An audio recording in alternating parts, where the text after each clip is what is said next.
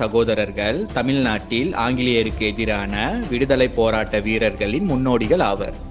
மருது பாண்டியர்கள் ஆங்கிலேயரை தமிழ் மண்ணில் இருந்து விரட்ட 1785 முதல் 1801 இறுதி வரை ஆயுதம் தாங்கி போராடினார்கள். இன்றைய விருதுநகர் மாவட்டம் நரிக்குடிக்கு அருகிலுள்ள முக்குளம் என்ற கிராமத்தில் வாழ்ந்த மொக்க பழனியப்பன் சேர்வை என்பவருக்கும் அவரது மனைவி ஆனந்தாயி என்ற பொன்னாத்தாள் என்பவருக்கும் மகனாக 15 டிசம்பர் 1748 ஆண்டில் பெரிய மருது பாண்டியர் பிறந்தார். 5 ஆண்டுகள் கழித்து 20 ஏப்ரல் 1753 ஆண்டில் சின்ன மருது பாண்டியர் பிறந்தார். பெரிய மருது பாண்டியர் சிவப்பாக இருப்பதால் வெள்ளை மருது பாண்டியர் என்ற பெயரும் அவருக்கு உண்டு.